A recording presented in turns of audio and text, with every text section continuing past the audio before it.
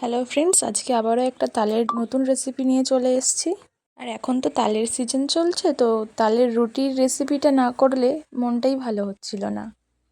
রুটি তো এমনিতেই অনেকের পছন্দের, কিন্তু তাল রুটি একটা অন্য মাত্রার স্বাদ এবং সুগন্ধ ছড়ায়। যাই হোক, সবাইকে ওয়েলকাম জানিয়ে আজকের ভিডিওটি শুরু করছি। প্রথমে তালের শাঁসে চিনি দিয়ে দিলাম, তারপর লবণ দিয়ে আটার সাথে মেখে নিলাম। তারপর তালের শাঁসের আটা ভালোভাবে মেখে একটা ডো তৈরি করে নেব। ডো থেকে লেচি করে নেব রুটির মতো।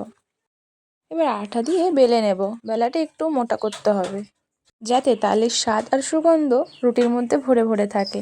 তো আমি তো লেচিটা বেলে নিয়েছি, তো দেখো কতটা আমি মোটা করে বেলেছি। যাই হোক, রুটিটাকে এবার উল্টে পাল্টে ভেজে নেব। দেখতে হবে যেন বেশি চুঁয়ে না যায়, তাহলে তো তিতো হয়ে যাবে।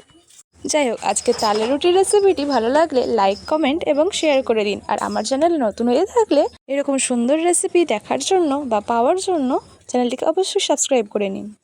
ভিডিওটি শেষ পর্যন্ত দেখার জন্য অসংখ্য ধন্যবাদ।